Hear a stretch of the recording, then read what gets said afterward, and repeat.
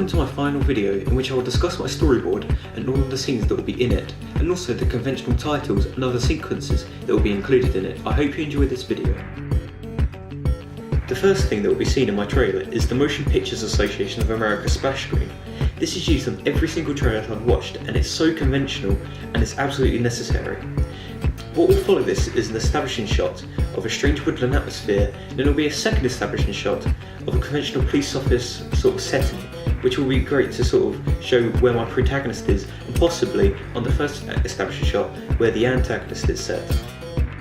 A point of view shot will then follow, and the audience will want to know why the person is waking up, and also why it's so blurry and distorted, as this shot will include a lot of mystery, and the protagonist is clearly in distress, but you actually don't know why he's in this location, and also what has actually happened to him, whether he was knocked out or any other sort of injury. Then a high angle / graphic match will follow, with the protagonist examining a crime report about the antagonist, who he will then about to follow, but then this will graphic match with the antagonist reading the same piece of paper and burning it. This will let you know that it's two people who are versus each other, hence the title, and also it kind of shows my editing skills because I've graphic matched the two shots, which will be so good because it will be even more creative and it will look so good for my trailer. Two film production company logos will then appear, my Take Two Films logo and another logo which I've undecided on what it will be yet, and this will be done for when I finally decide to actually edit my film, because I can do this in the one process. Also, after this, a point of view shot will be from the protagonist again, with petrol being poured over him this time, and it could be the antagonist, but then again we don't know that. And what I also like about this is because they're kind of waking up from a short daze, and also the petrol being poured over him creates the crime effect because it's such a threatening thing to do, and it's also murder, but then you actually don't know if this is actually the protagonist or someone who is in relation to the protagonist as well. So a lot of mystery will be sort of in this trailer, which I think is so good for the crime genre because you want to know why these events are taking place. A medium shot will then follow of the protagonist saying, "I need to find him." This will be so good because I really need to create tension, and if it shows the actual desire for the protagonist to catch the antagonist, can make sort of my trailer more fast paced, because after this point I can make it even more fast paced after it's been sort of slow and very distorted in the previous shots.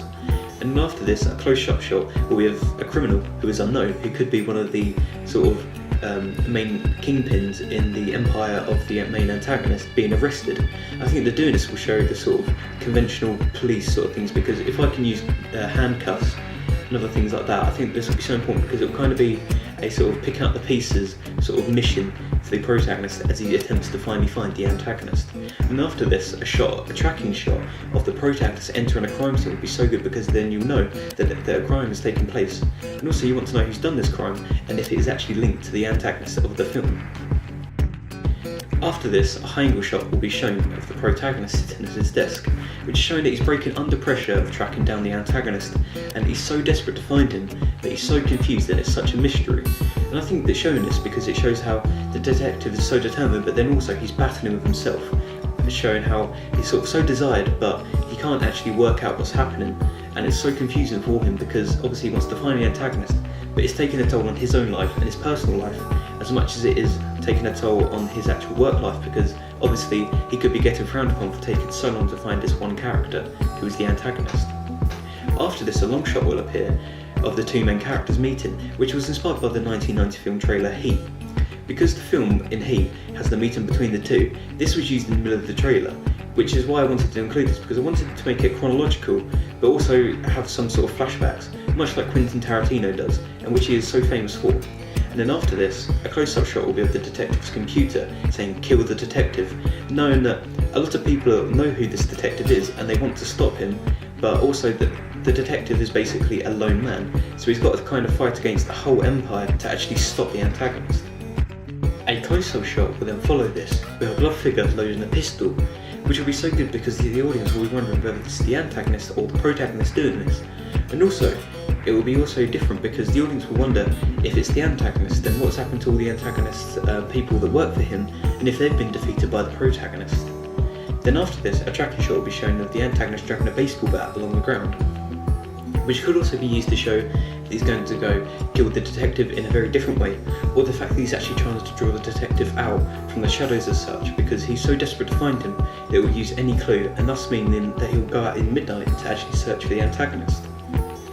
After this, a medium shot will be used showing the protagonist looking for clues to find the actual antagonist.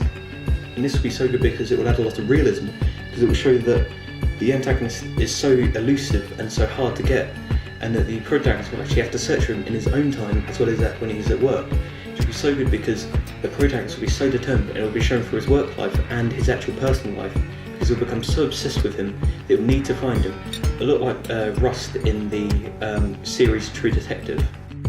A zoom-in shot will then appear of the protagonist's leads that he's found and he's collected, and then put them onto the pinboard. So it'll show all of the workers that he's captured or caught, and as it zooms in, it can cross him out, which will also then build up tension as he gets closer and closer to finding the antagonist.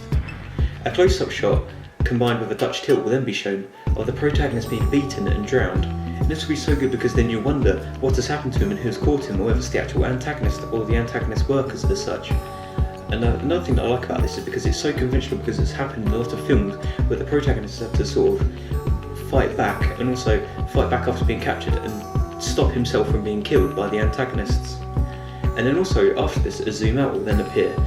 as the antagonist appears to be killing the protagonist, which quickly cuts before the impact, showing that either an impact has been made or something has stopped the protagonist from being killed. And then after this, it will cut to the actual titles of my film. And another thing that will be so good about this is because it will leave the viewers on edge, because there'll be so much suspense, and if it cuts quickly without showing the actual murder, they'll want to go see the film a lot more, because they want to know what's happened to the antagonist and how he has actually escaped this, because it looks like he's dead, but then at the end of it, you know that as a conventional crime film is, usually the police or the detective always wins. A baseball bat with a close-up shot then appears, which is covered in blood, and it blurs in as non-diegetic is overheard with gunshots following. And I'm undecided on the dialogue that is heard after this, because I don't know what to use, whether it to be the protagonist or anyone else. What I do like about this is because you wonder whose blood it is on this, and this could be the weapon that the protagonist used to actually defeat the antagonist in the end of the film, because it could be the weapon that drew the protagonist to the antagonist, and it could be the weapon that the protagonist has actually killed the antagonist with. And this is such a random item, and something that isn't really used a lot in most films, but doing this will create such a great effect because the audience are wondering why this prop has so much significance to the film plot, and also why it's covered in blood. After this, the versus film title will then appear, as a non-diegetic can still be heard, and after this it will follow with the coming 2016 titles, which also leaves the viewer on edge because they want to see this film so desperately, but they'll have to wait. And what I think is, because doing this and use quick cuts to white after a lot of dark scenes creates a sort of statement and lets the versus name stick in the viewer's head. Thank you for watching my storyboard video. There will be a lot of changes to my storyboard and other shots that might be included, as this is a basic idea of what will appear in my trailer. But nevertheless, thank you for watching. I hope you are excited for my trailer as much as I am.